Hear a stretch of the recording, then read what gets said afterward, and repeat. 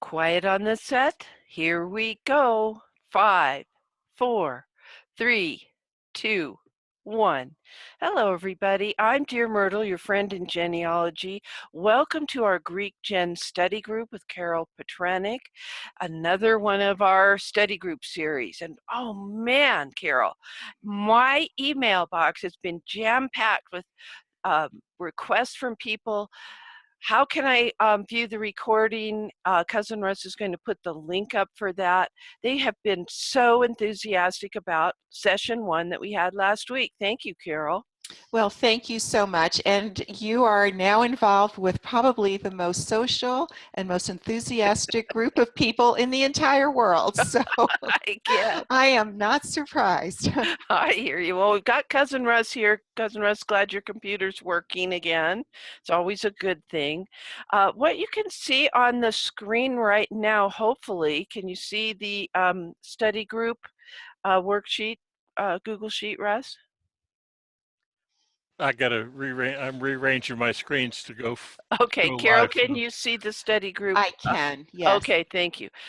He usually gives me visual cues if I mess up and have my focus on the wrong screen. Just a reminder, and for those of you who are joining us for the first time this week, the GreekGen study group is similar to our others in that we have had a collaboration with the instructor and have compiled a Google Sheet that's publicly shareable. You want to click File and download your own copy of this. New things have been added. Also, you can download it in Microsoft Excel format as a PDF with clickable links.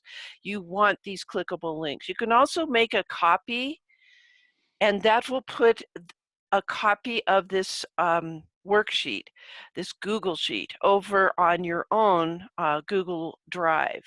Now, in addition to the, oh, well, let's see what's new here.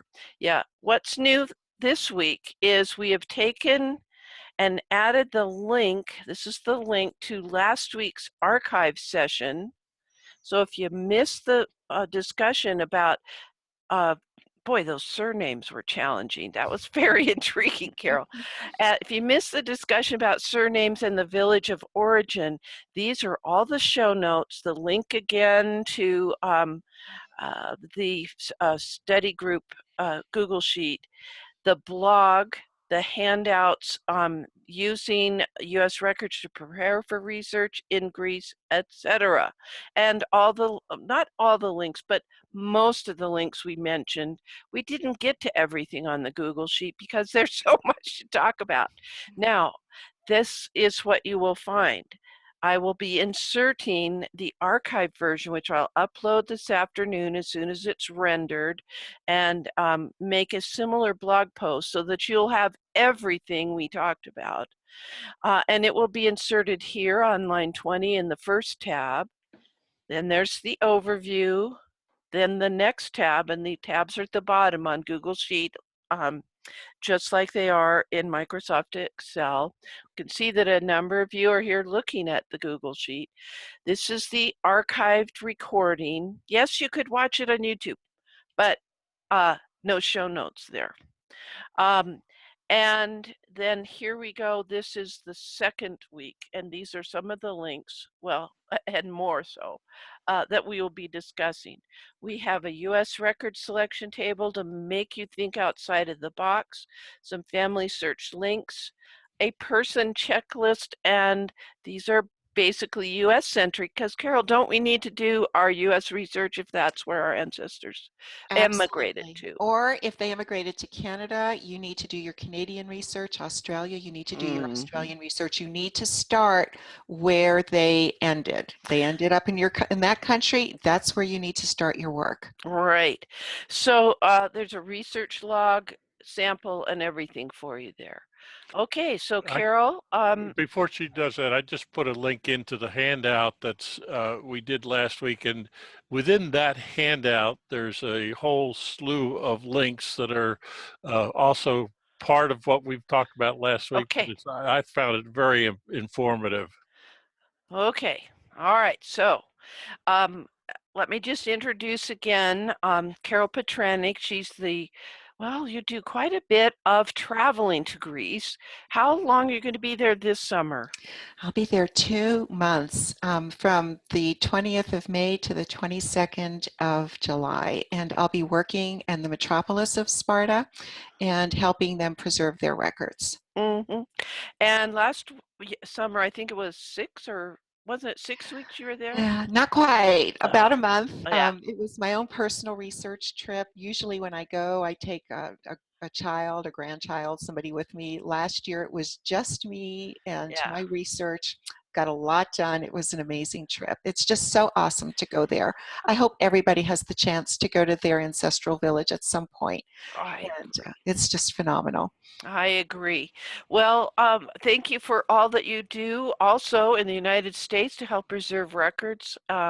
Being a citizen archivist at the National Archives, That's Archives right. 1 on Pennsylvania Avenue there in Washington, D.C., and also at the Maryland State Archives. And when you see Elder and Sister Tanner, give them our best. We're so excited they're working with you there. They are great people. We are so blessed to have everybody who volunteers, whether they're citizens from the community coming in to do doc prep, or whether they're people who are from the community also coming in and running the cameras, and also volunteers from all over. It's a group effort. We all have to work together to preserve records, to help each other, and to make sure that we are as supportive of our community as we possibly can be. Okay, so we learned last week that it's all we can do to zipper our mouths so that we can learn from you. And we appreciate this. So let's start tackling civil and church records in Greece and planning our trip. I'm ready to go and I don't even have Greek ancestors. Go for it. I can adopt you and you can be part of my family. Oh, Believe me, they will embrace you with much love. Okay, shall okay. we get started? If Yes. so, why don't we go to the next slide? And I believe I still have to say next slide for Yes, you do. each of them. Okay, so welcome everybody. I'm so glad you're here to learn with us this week. My goal is to teach you the types of records that you can expect to find when you find your original surname in your ancestral village and you're ready to go back one step further and dig into those Greek records. So to get started, we know that you have had to search all of the records in the US or Canada or Australia, wherever your family landed, so that you can be prepared to get into the records in Greece. Next slide. Mhm. You have found your original surname.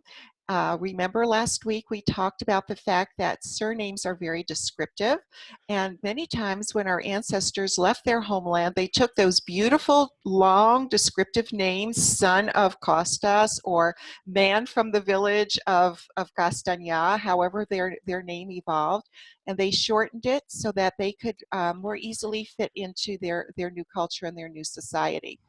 Um, there may be a question from some of you as to, if I've never even heard my original surname, where am I going to find it? Like, I only know the name is Pappas, or I only know the name is Poulos. So how can I ever figure out what that original name is? And the answer to that question is, of course, you're searching all US records for information about their village of origin, their family, etc. But you got to get into the Greek records in the area that they were in. The Greek records are going to have the original name the way it was when they left the country and they came here. Remember also that I want to emphasize your ancestors' names were not N-O-T, not changed at Ellis Island. They made that change when they arrived in the US, often when they applied for citizenship or they wanted to open a business. That's when they wanted to fit in a little more with society. That's when they shortened their name. Next slide, please. Mhm. You have also used US records to find your original village, and last week we talked about the fact that there are many villages with the same names in Greece. I was talking with my colleague just yesterday about the village of Castagna, and I thought it was in one area in the prefecture of Laconia, and he said to me, no, there are 4 villages with this name. just in Laconia. So you have to know your original village, and you also need to know where it is specifically in that prefecture. So look for a larger city. Our Iossioani's village is right next to Sparta. So on all my records and everything I do, I write Iossioani's Sparta so that we can zero in specifically on that location. Next slide. So you've done your due diligence, and now it's time to search, and we're going to search in Greek records today. So there are a few things that I want to point out right from the start. These are the facts. The facts are that except for just a few exceptions, records are not online in Greece. You cannot go to an ancestry.com or a MyHeritage and type in a name and come up with all the names in the database that could possibly be your Greek name. There is no such thing right now. So you're going to need to do your research through correspondence and hopefully and joyfully through a visit. The second fact is that many of the genealogy related records that you're going to search are handwritten, and they're handwritten in Greek. You'll see a little smiley face there because sometimes people are surprised when they contact me. And also, clerks may or may not speak English. Next slide, please. So I just want you to take a deep breath and keep calm and be prepared. When I give presentations, I find that many people are doubtful that they're ever going to be successful in this search, mainly because they don't read or speak the language. They're also hesitant to contact the archives or any of the repositories, or they don't even know how to contact them. And then they say, well, even if I get a record, I can't read it when I get it.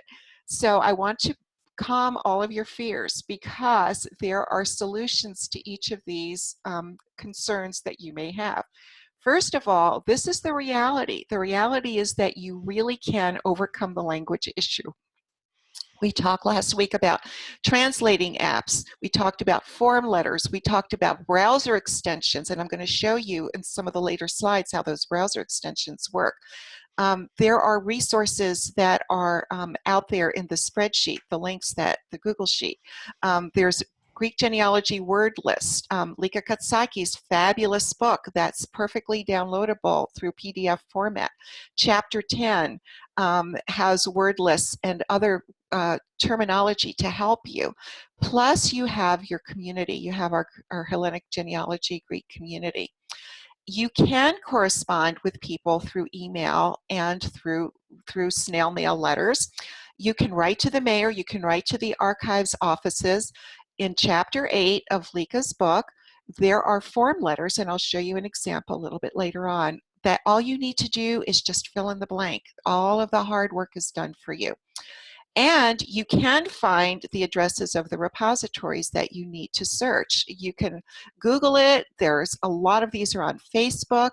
And remember, because you're now part of our wonderful Hellenic Genealogy Geek community, you have 17,333 people who can help you. That's how many people are on our Facebook page, 17,000. Amazing.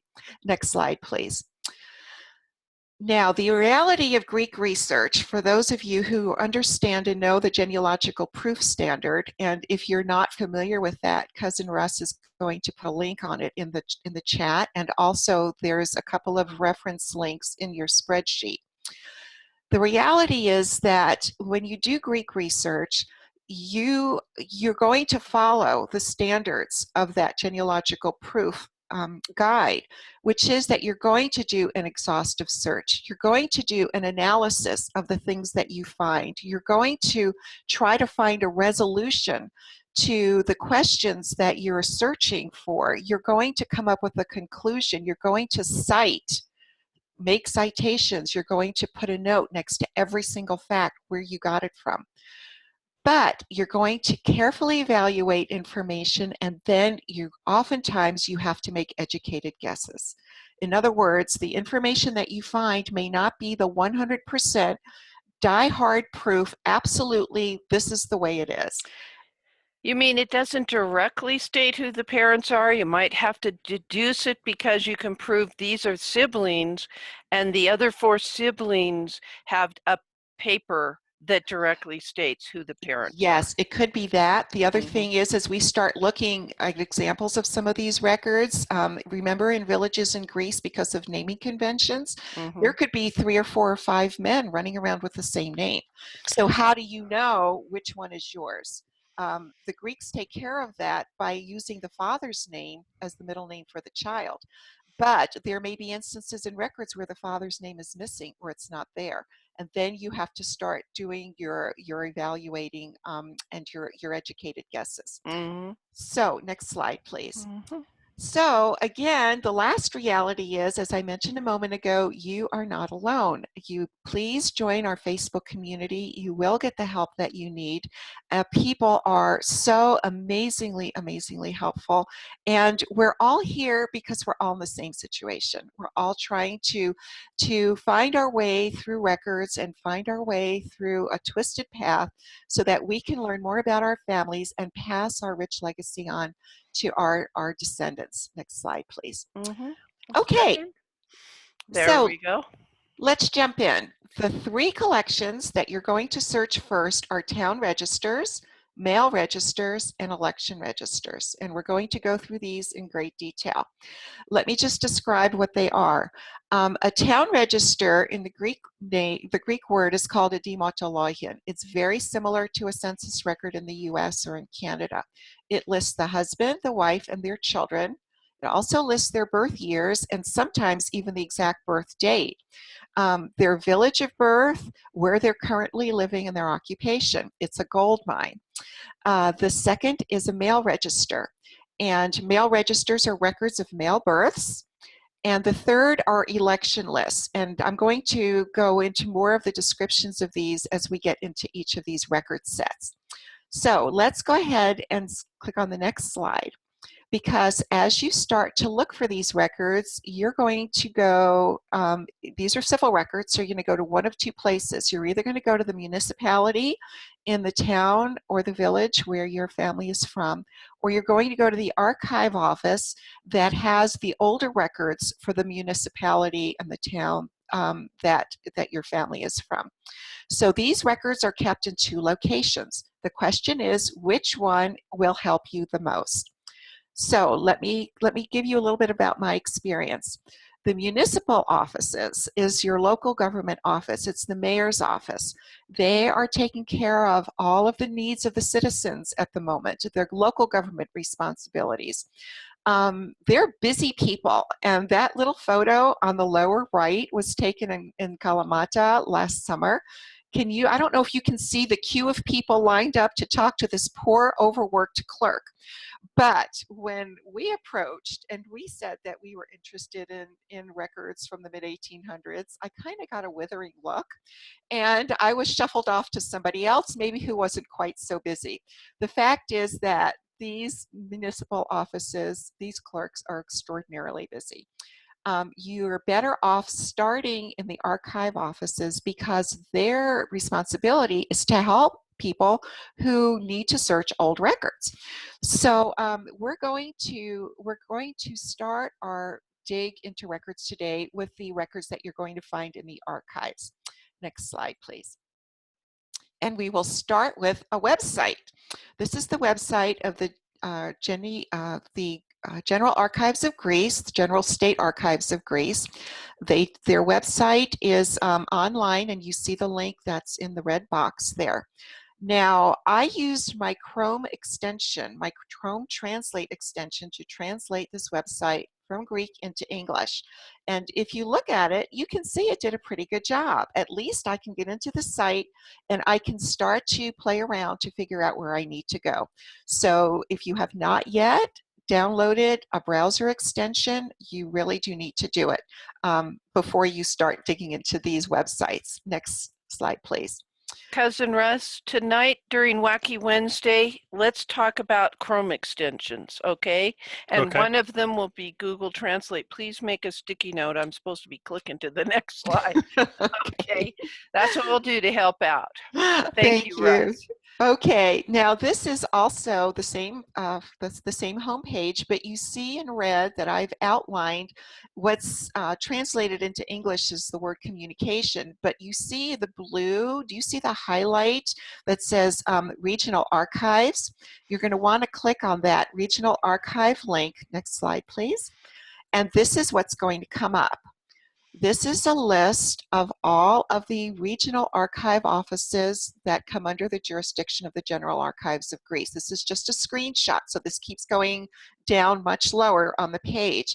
And you'll see the name of the archive, you'll see the address where it is, you'll see a phone number, a fax, and an email. And you can certainly use email to communicate with these archive offices. So between the email and the form letters that I'm going to show you in a little bit, there is absolutely no reason why any of us can say that we don't know how to contact the regional office. This is the step to find out which one you need, and then you'll have the tools to help you get the letters written for the information that you're looking for. Next slide. So in a regional archive, what are you going to find? What can you expect? You're going to find civil records, no church records. You're also going to find older records, not the newer records. The newer records are kept in the town hall, in the mayor's offices. So you're going to find your mail registers, your town registers, or family structure, same record, school records, notary records, contracts, and many more. Now remember, the staff here, their job is to help you.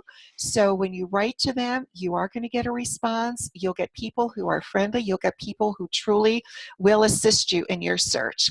And this particular building is the General State Archives Regional Office in Sparta, which is where I hang out when I go on my trips. Next slide, please.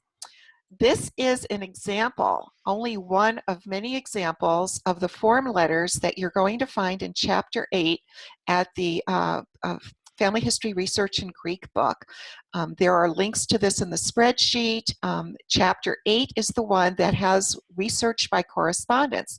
And you will see on the left-hand side is the fill in the blank in English so that you can read what the text is. And on the right side is the fill in the blank in Greek. So all you do is look at the English side, fill it out in English, look at the corresponding paragraph on the right, and in capital letters in English, not uppercase and lowercase, but in all capital letters, you're just going to fill in a name or you're going to fill in a date. And the reason we use capital letters is because the Greek alphabet is a little different than the English alphabet, of course. And so consequently, the smaller letters in the English language can be confused with letters in the Greek language. But if you use all caps, that will help make your text more readable and understandable. And I imagine printing carefully rather than handwriting. Absolutely. You definitely print in block letters and capital letters. Next slide, please. Okay, so let's look at the very first record collection that you're going to ask for at the archives, and that is the DearMYRTLE or the town register.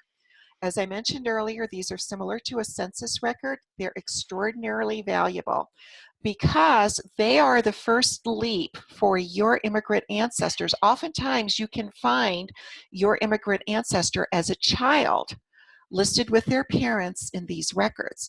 These records were created in the mid-1900s. Oftentimes, if when you get one back, you'll see a date that it was created, maybe even in the 1950s or so.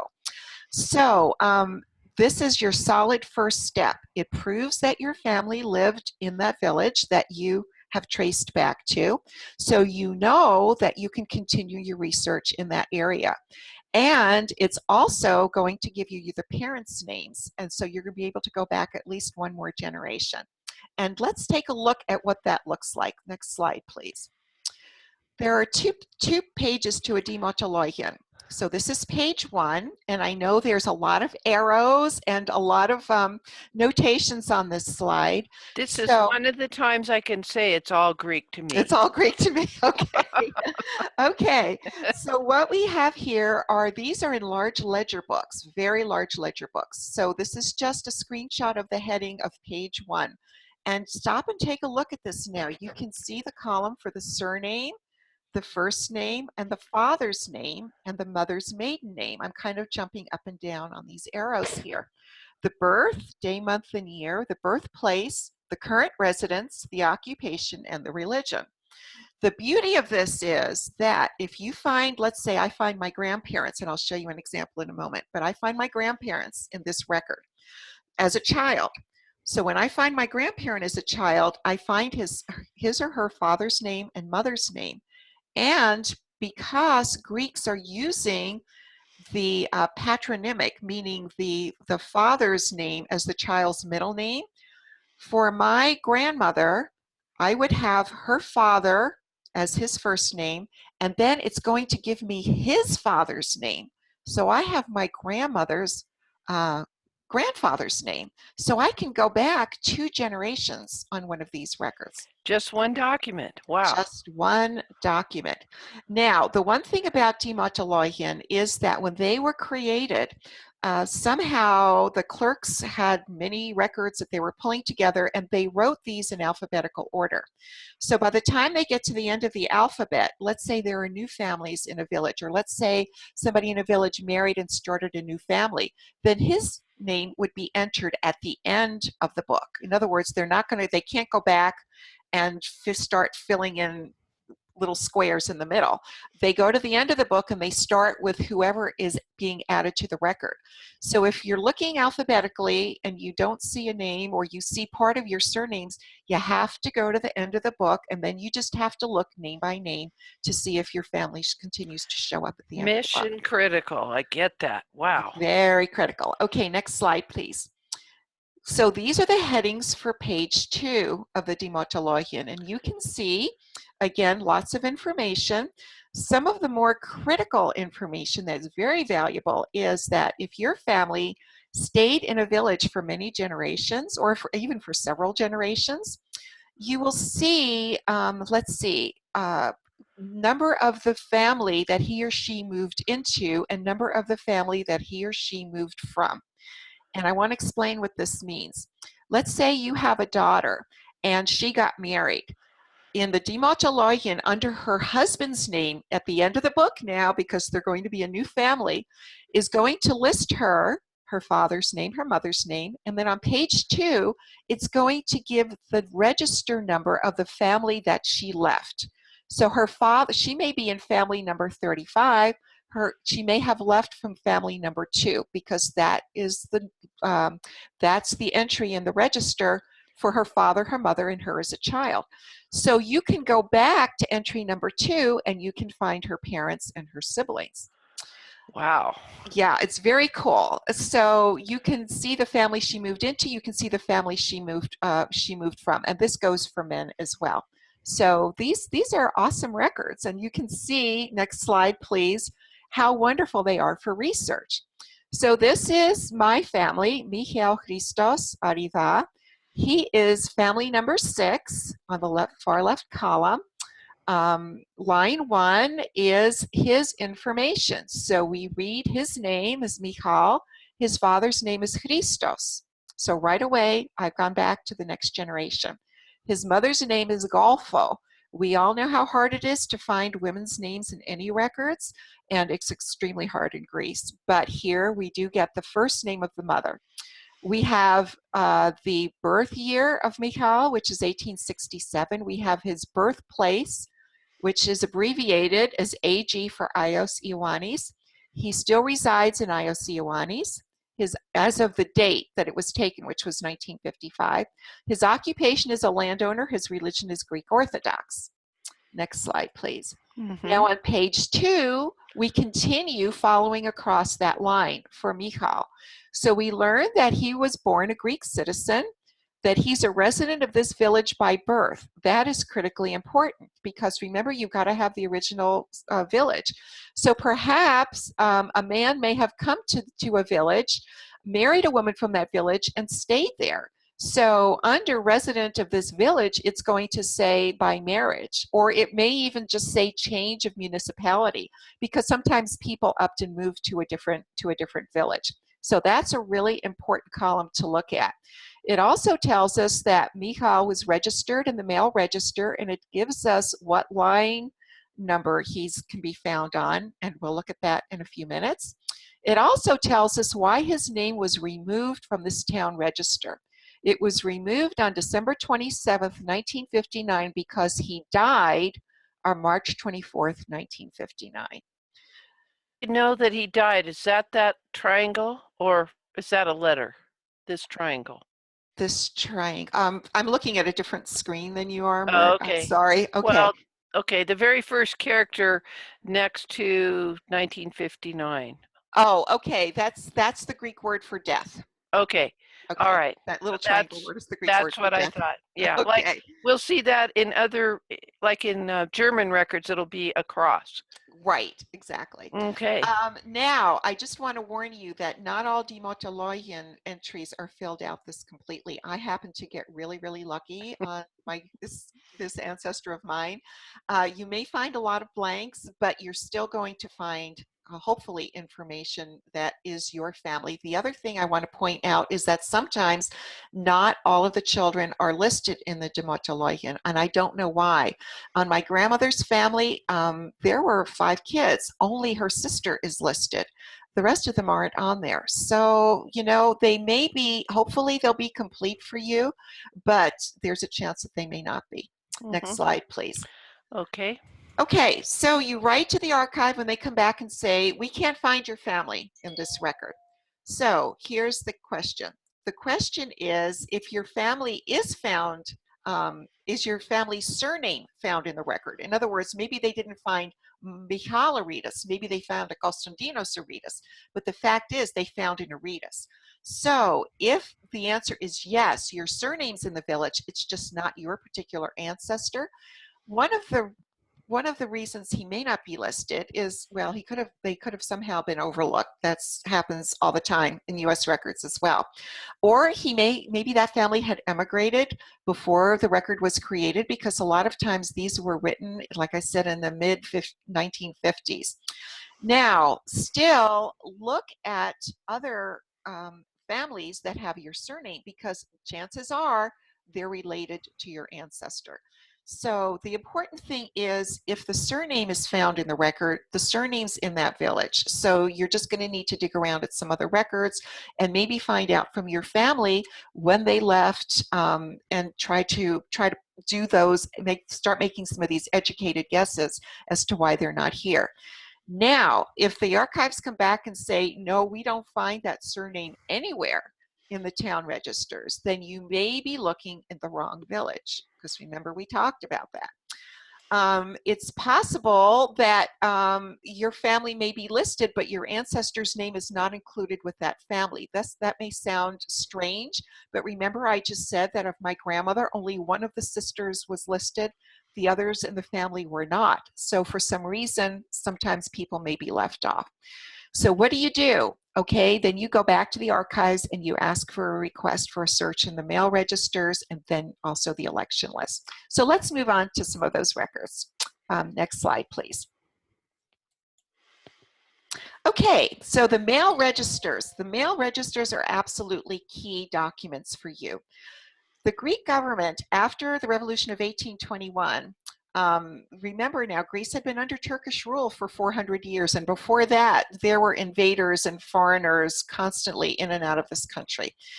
But once they gained their independence, the government began to be formed, and record keeping was underway immediately after the country became a free nation. Let me just stop for a minute. We're having Hillary, who knows her stuff here, says we're not screen sharing. So I'm going to try screen sharing again. I don't know why it would say that. Now, I can only assume that you can see it, Russ. Can you? I can see it. I can see it. She says that can be read. Oh, okay. It's on the screen. All right. So everyone else can see. Second, request a mail register. That's the slide we're on. Let me know. Thank you, Stacy Spanos. That helps me very much. Hi, Stacy. Welcome. Okay. Okay. All right, go ahead. I'm sorry to interrupt. Oh, no, please. Okay, so one of the first things that the new Greek government did was they needed to get a list of all the men who were in the country at the time and the men who were going to subsequently be born into the families. And they needed this for tax purposes. They needed this so to keep lists of men who could vote, and also for military purposes to call those men up at age 18 for a draft in the Army. So local municipalities began to collect this information, and the format is called a myrt, or in English, a mail register. Now, these mail registers are kept in all the town halls. So if your archive office doesn't have one for your village, you're going to need to go to the town hall, and it will be there.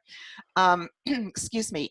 Remember also that sometimes these may not be complete for various reasons, especially the early ones. I was so fortunate to find my great grandfather listed in the 1844 mail register, but there were only 3 listings for the year 1844, and you know there were many more than 3 men in the village.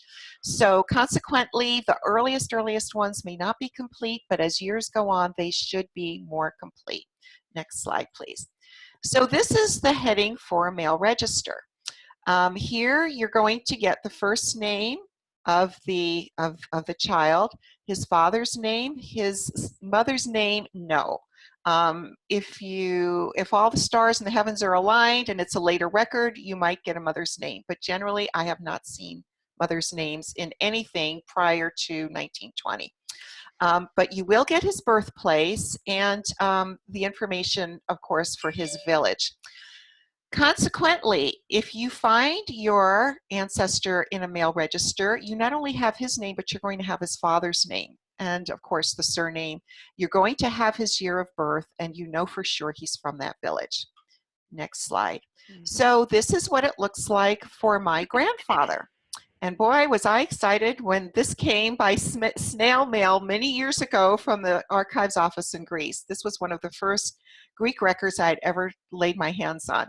But you can see on line 6, Kostakos, Ioannis, and the 3rd column is Andreas, so that's his father's name. You can see he was born in 1879 because these records are kept chronologically by year. So in 1879 is the year, and you see the little ditto marks for all the entries on that page. He was born Ios Ioannis, and you can see ditto marks for that. But also look underneath the cream-colored extract, and you'll see other villages, Saramnio there. So remember now, these little villages may all be collected in sort of a larger geographical register.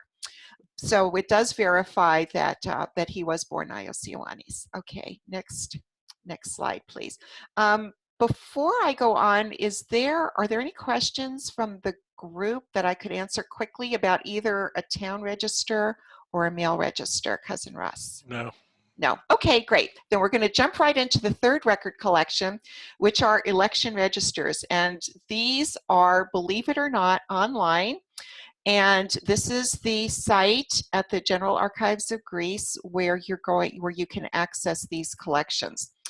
Oftentimes, when mail registers are not complete, you go to the election register to try to find your mail in his village. The first national elections in Greece were held in the mid-1840s, about 1844. In order to vote, a man had to be 25 years old, and he had to be a resident of a municipality. So if your ancestors were rejoicing that their country is now free, elections are going to be held, chances are they really wanted their vote. This was the first time that they would have ever had an opportunity to have a voice in their government. So consequently, they would go to their municipal hall and they would register. Next slide, please. Now, there are 3 register collections on the website. The first is called Vlachoyannis. The Vlachoyannis collection, I'll talk about each of these in detail, so let me just, on this slide, just point out the 3 names. The Vlachoyannis collection, the collection of the Parliament, and the Lada collection, the collection of Lada. So we're going to start with the Vlachoyannis collection. Next slide, please. This collection is very, very, very, very helpful. These are not the earliest election rolls. These were created starting around the mid-1960s, mostly excuse me, 1860s. Mostly we are finding election rolls from 1872, 1873, up to 1875 in this collection. They're not the earliest, but they're the best to start with because they're typewritten. Yay! They're easy to read. They're very useful. They have information that you need to place your ancestor in the village. So let's take a look at what it looks like. So that will be the next slide. So Nope, one up. If one these up. are one up, One did I up. go too Yeah, far? you went Okay, too if far. these are typed, they're Uh-huh. not, they didn't have typewriters and, well, tell me about. They were compiled later, but Myrt, you need to go back one slide. Still? Okay, Yeah. I'm here. Yeah, this is the one, correct. Okay. Okay, so you can see these are typewritten. So at some point, some clerk, when typewriters were in Greece, probably in the mid, 1900s, compiled all of, and you're going to see these in a few minutes, all the old handwritten election registers, and they typed them. Okay, so what happens when something's not the primary record? We all know what happens. There could be transcription errors. The eye could shift from one line to another, so perhaps maybe a date may be off or a name might be off. But folks, this is the best we're going to get, and we need to be grateful that these even exist. So all of the men on this list, we know they have to be at least 25 years old. These lists are sorted by region, larger region. So you have the province of Laconia, or you have the province of Messenia. And then from there, they're divided into the smaller prefectures till you get down to the villages. So the first box says Ios Ioannis, which is my village. And I know from that point down, all of the men who are listed are from that village. If you look at line 1853, which is also in red, you'll see the name Athan, which is an abbreviation for Athanasius Leviotis. We see that he's 38 years old. His father's name is Nikolaos, and his occupation is a farmer.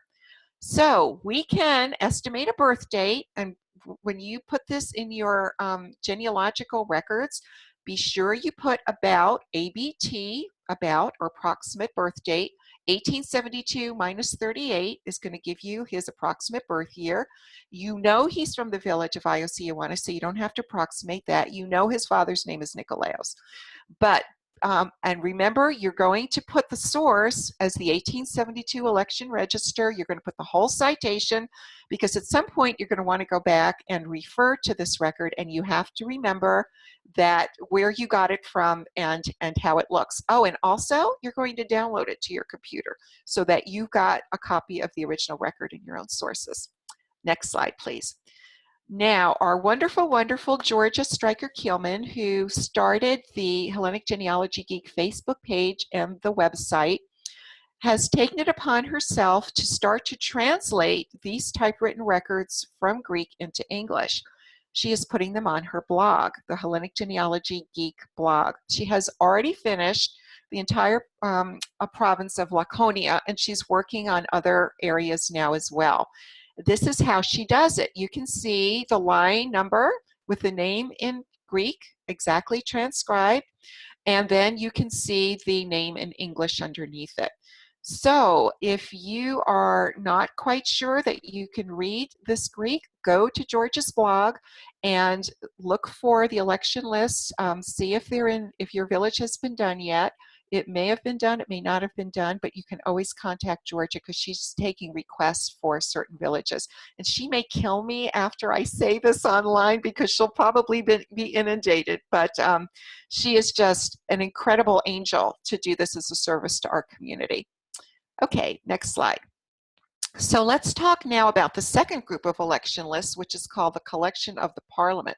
These are the earliest records. They start around 1844. Again, the more heavily covered time frames is the mid 1870s, 1880s, etc. They are also divided geographically by province and then by municipality. They're handwritten and they're really hard to read.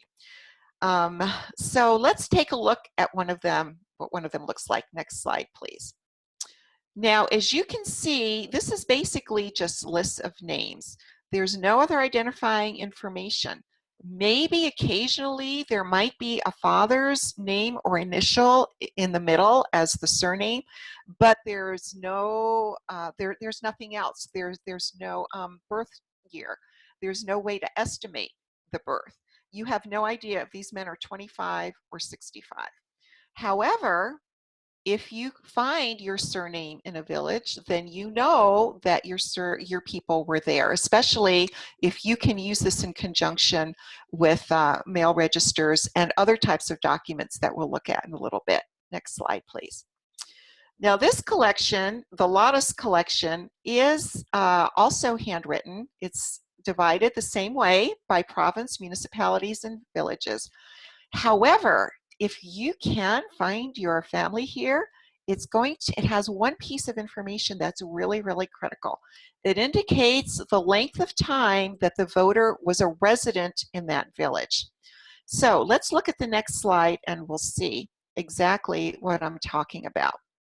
Okay, so we have the age of the voter. Of course, we have his name, his surname. We have the age of the voter, and then the next column says resident in village, or the time frame. So sometimes you may see the word indigenous written there. That means that he was born in that village. Really, really, really important information, because if you can find an 1840 or an 1850 election roll with your ancestor, or even just your ancestral family, and it says that they were indigenous, then you know that they were in that village prior to the revolution. They were in that village probably from the late 1700s on. Now, the other thing is that they'll also give you an occupation. So, excuse me, they will not give you an occupation. They will tell you if the individual owned property. So if the individual owned property, then chances are that they were in that village for a couple of generations, and that you know that your roots are there and that they go back even prior to the time of the written government records. So this would be a huge find. Next slide, please. And blessings of all blessings, one of my colleagues was able to send me this handwritten list from the 1844 collection that has Andreas Kostakos, who would be my great-grandfather. It does state that he was indigenous, so we know that he was in that village. He was born in that village.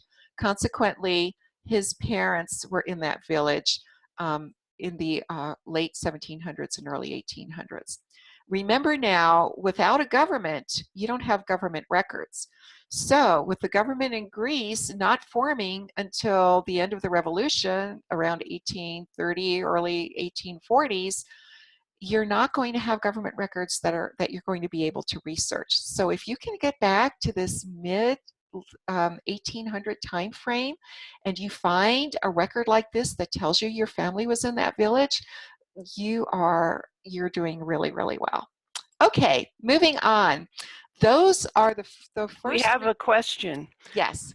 Gus wants to know, Carol, we've already tried reading some of these latas, but the digital photo does not have enough detail. Is there a way to get a higher resolution of these digital pages? Oh, Gus, I wish there was. No, but the better thing to do is download it to your own computer, right click and download the image, and then bring it up in a photo program and try playing with it. That's what I've had to do. If the image is fuzzy, there's not much that you can do there's nothing you can do to make it clear, but sometimes you can lighten the background and you can play with the contrast, and it will be easier to read. So my recommendation is download the images. It's really tedious, it's time consuming, but if it's your village and your people, it's worth every minute of your time. And I can always help you, Gus, or anybody else. Send me an email and we can talk and chat, and I can walk you through how I've done those myself. Okay, thank you. Okay. Thank you. Okay, so moving on, we've gone through those first three record sets, the town registers, the mail registers, and the election registers. And I don't want to scare anybody off. I only want to show you what records there are still available in this country, because once you get beyond those, you're going to say, well, what do I do next? Where can I go next? So I have a few slides for some collections. These collections are going to vary according to location. Which archives in your area has records like these, and how far back do they go? It just is complete, it's a complete variable. There's no way to say specifically. So let's stay online right now and see what we can search on the internet. So again, this is the General Archives of Greece. This is their digital archive collection. The green page that I showed you a little bit earlier is their main website, and there is a spot on the website where you can click for digital records. And when you do, this is the page that's going to come up, and then these are the links that will just take you right there. Now, remember, all records are going to be in Greek, so you may need some help in exploring this collection. We have some folks on our Hellenic Genealogy Geek page who are amazing. They will jump in. If somebody posts a query, they'll jump in and they'll find what you're looking for, because they're experienced in working through these online collections. So let's see. And also, the more you work with this, you know, it's intimidating at first to look at a website like this. I was scared to death. But once you start getting into it, then it becomes a little more familiar, and your confidence level grows. Next slide, please. Mm-hmm. So remember, we had talked earlier about the regional offices, and I showed you how you can get an address and an email for the regional office in your area. Well, all of the regional offices also have a website on the main archive website, and this is where they are on the right-hand side. However, so you can go in to these archive websites and you can see what their collections look like. So let's go to the next screen. Okay. So if I type on Laconia, what comes up on the right-hand side is all of the collections that they have in Laconia. Well, I'm sorry. These are the collections that they're showing on the website. These are not all the collections that they have. I apologize for that error. There's a lot of collections in these archives there. All of them are not listed on the website, which is why you're going to wind up taking a research trip and going in person. However, they do have some collections that they're showing are on their site. Now, some of these collections have been digitized and some of them have not been digitized. And on your Google spreadsheet, there's an extensive handout that I've made out that shows you exactly how you start drilling down into these sites to see whether the collections that you're looking at are digitized or not. I'm not going to take the time to do that in the webinar. That actually is almost an entire half-hour webinar in itself, but with a spreadsheet link will take you to the handout and you just walk through it step by step by step. So let's make it a little easier for us now, and let's go ahead, next slide, and let's say that we have found a collection that we want to look at. It's an online collection and the digital images are online as well. So this happens to be the village of Kastoriou, and this is a school record, a record of the children in school from 1900 to 1913. These are very cool records. Many of the archives have these in paper books, paper format, but not many of them have not been put in digitized format online. So let's take a look at this. Next slide, please. You can see the columns will list the student's surname, then the father's initial, and then the student's given name. This is backwards from how we normally do our names. We usually do our surname, our first name, then our middle name, or the father's name. But they do it backwards in Greece. You've got the father's initial or the father's name in the middle, and then the child's name at the end. So beware of that, because this threw me when I first looked at these records. It gives you the student's age and year, gives you the student's birth village, current village of residence, religion, father's occupation. So these can be very, very helpful, especially if you find girls, because there are some female registers like male registers, but they're very rare. Not all girls were listed because there was no reason for them to be listed. They didn't pay taxes. They didn't, they didn't vote. They wouldn't go in the army. So the chances are you're not going to find records for your female ancestors unless they went to school. So if there is a school archive for your village, you definitely want to get your hands on those records. Whether if they're not online, then we'll look at them a little later in the presentation to see how you'll get them in person. Next slide, please.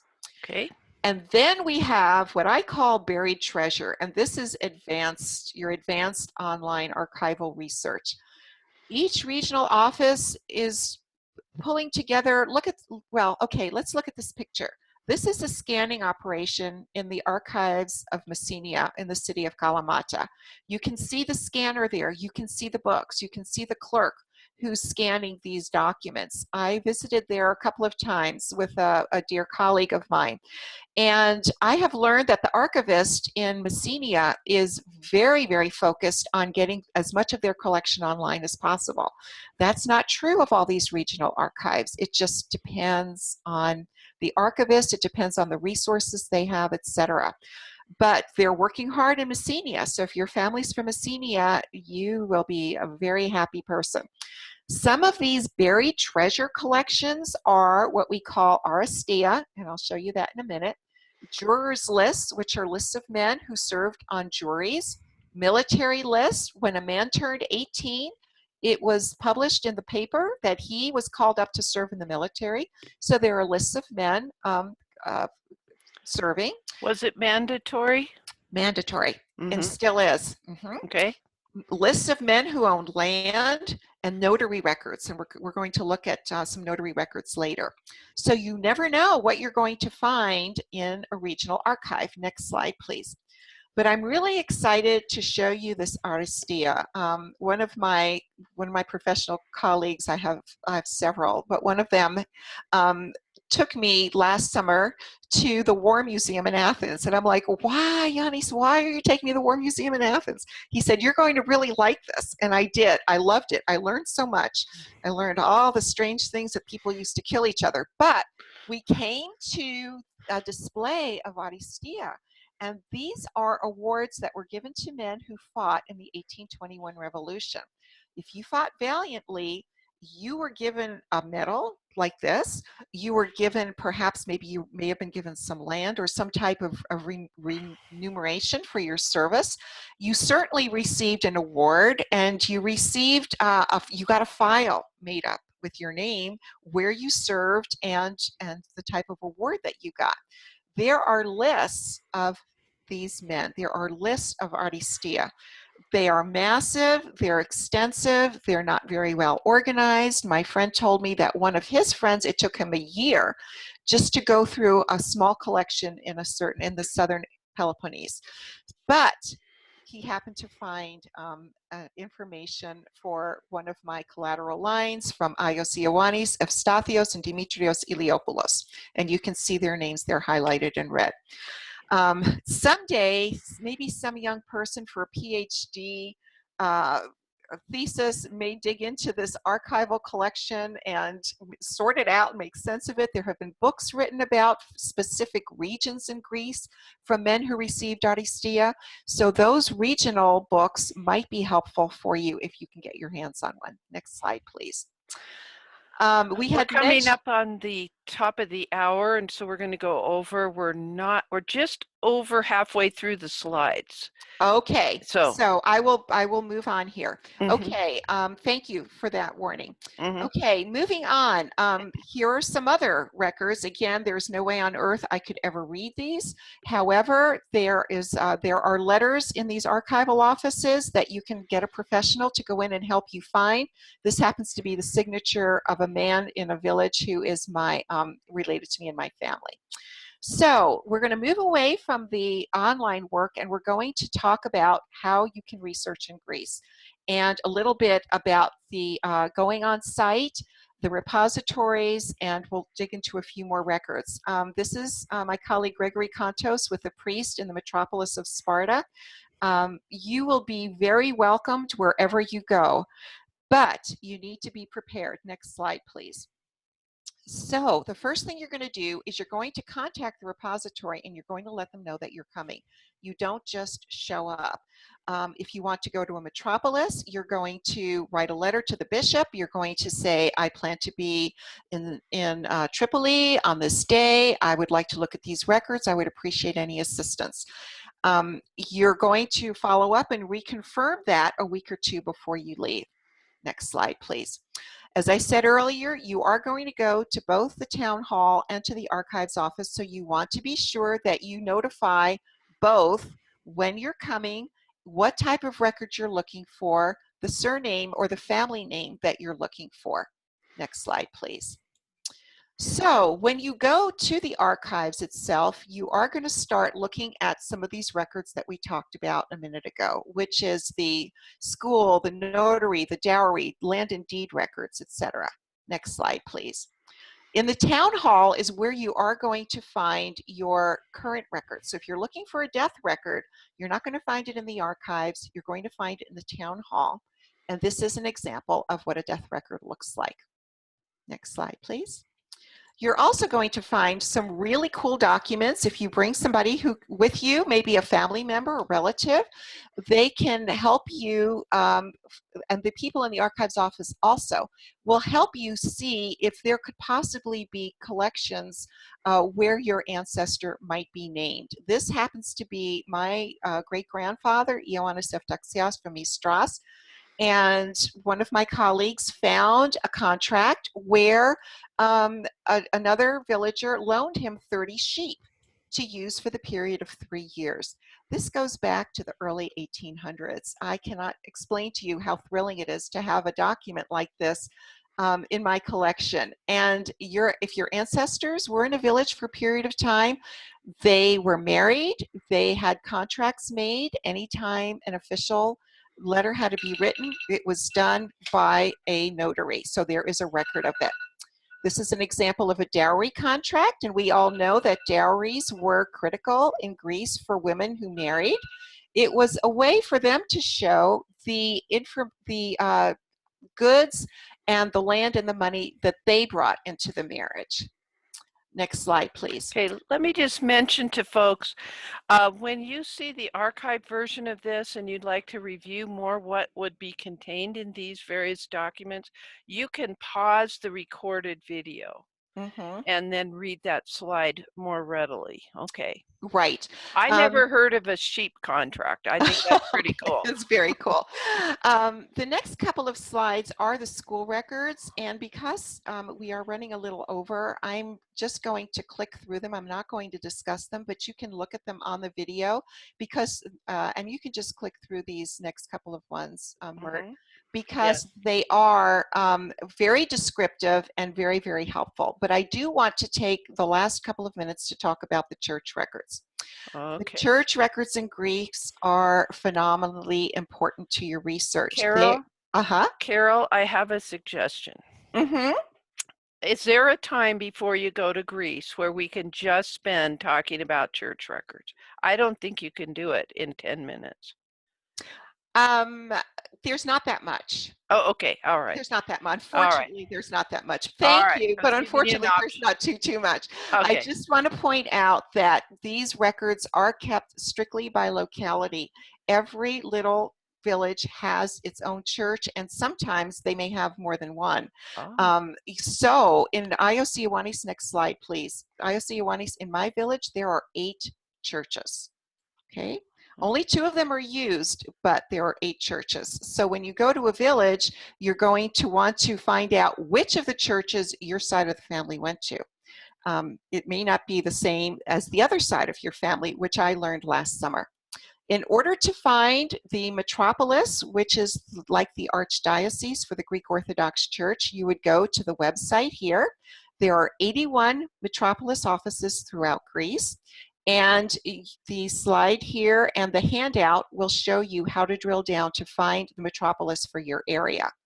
So in Sparta, this is a picture of the metropolis. If you decide to go in person, You can try writing to them. I don't know if you're going to have much success. You can try.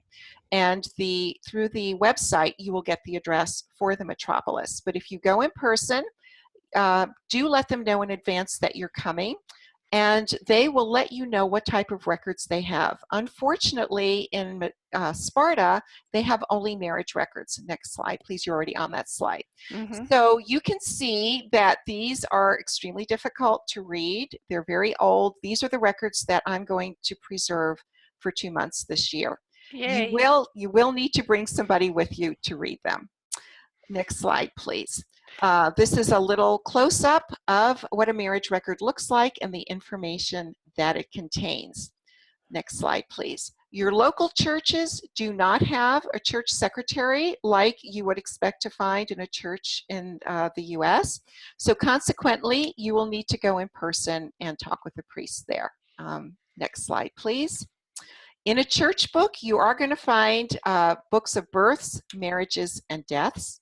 And again, you saw an example of what these old books look like. So you'll need to bring a family member or somebody with you who can read through these. And the next couple of slides, Myrt, you can go through pretty quickly. This is a sample of a church book. This is some of the information that you'll find in there: the birth date, the baptism date, the child's name, the father's name, the mother's name. And then there's a second page that has additional information. While you're there in Greece, when you're visiting the church, be sure to go to the cemetery. Cemeteries in Greece are memorial sites for their families. They're decorated with flowers, with photos, and also families now purchase plots. So you will see oftentimes engraved on the top of the crypt several family members. So you can begin to put your families together just from looking at the tombstone records. Are those whitewashed to be so very white, or is that just the stone? It's white marble. White marble. White marble. Wow. Next slide, please. We're getting to the end of the presentation. One of the unique things in Greece is that each village has war memorials where they list the names of the men who were killed fighting in certain wars. This is me showing my grandson 2 years ago a member of his family's name who was carved on this war memorial. So consequently, this is something, it's an unusual genealogical resource, but it is something that you want to be sure that you don't overlook. Next slide, please. So enjoy your family when you're there. They will love to see you. They will be thrilled that you're with them. They will show you love, philoptomo, all of the wonderful things that come with being part of your extended family and being with them in your village of origin. Next slide. When you get home, I have some recommendations for you that I won't go into right now, but obviously you're going to sort your photos, you're going to make several copies of your photos, you're going to translate the information or have it translated for you so that your descendants will be able to reap the benefits of your research and your trip. Next slide. This beautiful photo was taken out of a hotel in Aropoli, which is one of my favorite villages in the southern Peloponnese. And when I looked out that window, I thought to myself, this is what it's all about. This is the window that I can look into to understand my ancestors and my heritage and to pay tribute to those wonderful people who brought me life and who made me who I am. Last slide, please. So I know there's a lot of information. I kind of apologize that we did have to rush through it, but we are available. I am available through my blog, through my email address. Our Hellenic Genealogy Geek group is available to help you, and I thank you so much for joining me today. All right, I've done a good thing. And I think we have time to address these before Russ goes. We have some questions that I've been aggregating because they're really good questions. And Cousin Russ may or may not bring them up, I don't know. Sue Draper wanted to know if ancestors immigrated what if the ancestors emigrated in the early 1900s? Would there still be an entry in this? Can you read this, Carol? Yeah, I can. And Yeah. yes, the chances are that there might be, but you don't know till you ask. So my recommendation is it doesn't hurt to send an email to the archives. Please do so. Okay, and then here's the next one from Sam. Are the Matrona are available for the Dodecanese Islands or only for mainland Greece? All over. Sam, it depends on when the Dodecanese Islands were off. I believe they were under Venetian rule. I don't know. Email me and we'll figure it out. I know Sam. Hi, Sam. Okay. I'm glad you're on. Okay. All right, and then Stacy had one. Would they have voted if living in a village? Yes. Did they mostly live in villages, just a few big cities? They voted everywhere. Every village has a list of the men who voted for them, even who voted there, even the smallest villages. Good. Yes. All right, and then Gus, oh, we already answered that question Okay. about the digital images. And Carol, oh, was the dowry Dairy contract contract. registered always, or were they only left in the office of the attorney or the notary? Gus, I do not know that answer to that question, and hopefully somebody on Hellenic Genealogy Geek will. The collections in the archives that the archives have is they have the notary collections. So they're in there. The old records are stored in their warehouses. I don't know if they were registered in the town halls. That is an amazing question to ask. So I will find out. All right, That's and an I don't important know if question. Suzanne Russo Adams that's Hi, there. Suzanne. I don't know. It just says Suzanne Adams, and that's the one I know. So Oh, I yes, don't know she's which our one. Suzanne. She's our Okay. Suzanne. All right. So do you have a favorite gazetteer you recommend? Yes, Lika Katsaikis has a 3-volume gazetteer, and I hope I put the link on the Google spreadsheet because it's also online at in the Family Search Wiki. So let me go ahead All right, and make sure that we have that. Let me go see what We I can, can find. I can look for it and I can post it as well. All right, here's after we're the done here. Hellenic group. Here is the Greek study group. We'll go to week, would that be week 1 or 2? Be week 2. Okay, researchers. I don't see the gazetteer. Okay, we'll add the link to the gazetteer on that page.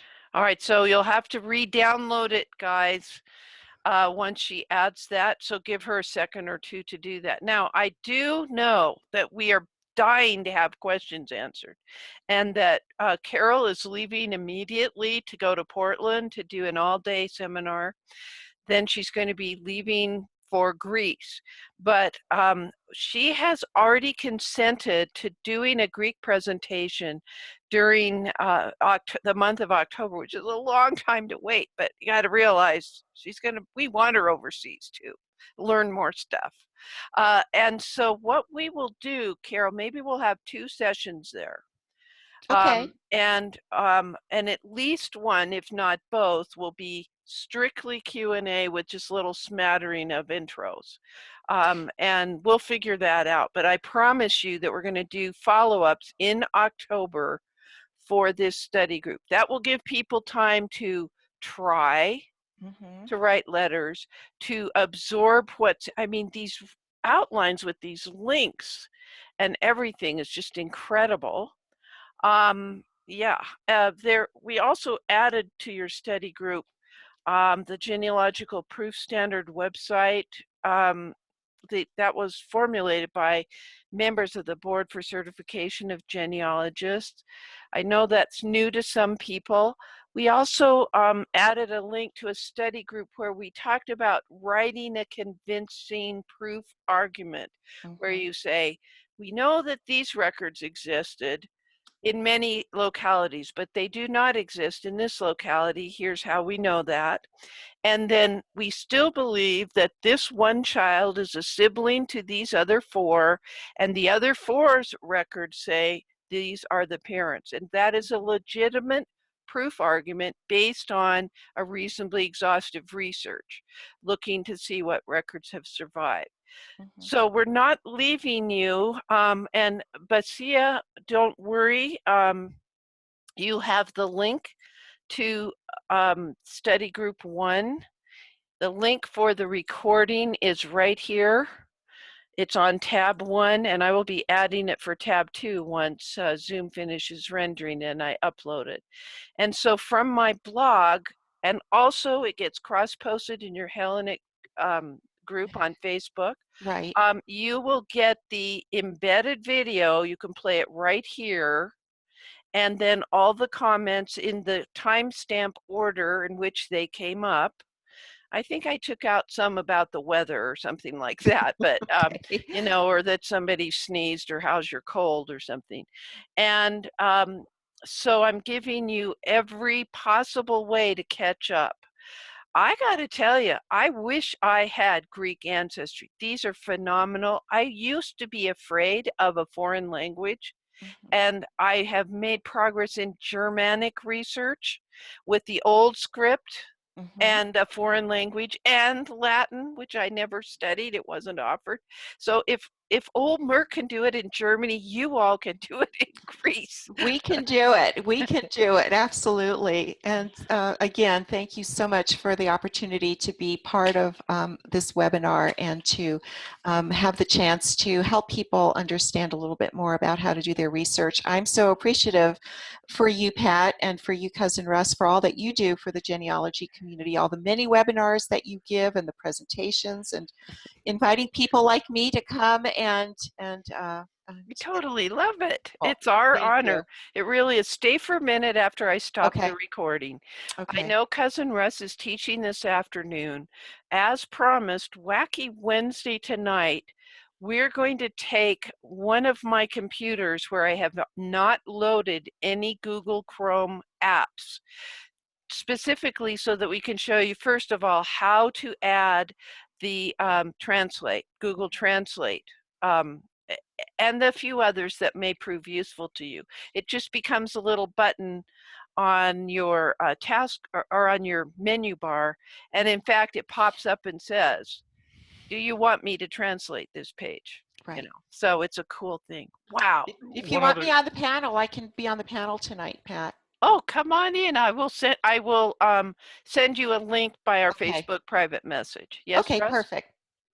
I had one comment that I want to remind everybody. If there's questions that we didn't address, I just put a link into the webinar chat that will take you to the DearMYRTLE community where our conversation will continue. So if you have questions after we're done, please put them there, because we will be notified that you've asked a question, you have a comment, so we will use that as input for the next sessions. So some of them from last week, Carol answered or said, we need to have you go to the Facebook group, and she gave the link there, so that, but all of these links that we've been talking about are in that Google Sheet, so it's pretty important to have it. And it's all good. Thanks for bringing that up, Cousin Russ. And so without further ado, so Cousin Russ can go teach his genealogy class. We eat, sleep, and breathe this stuff, don't we, Carol? We do. It is our life. I know. Anyway, I'm DearMYRTLE, your friend in genealogy. Happy family tree climbing, everybody. That's a wrap.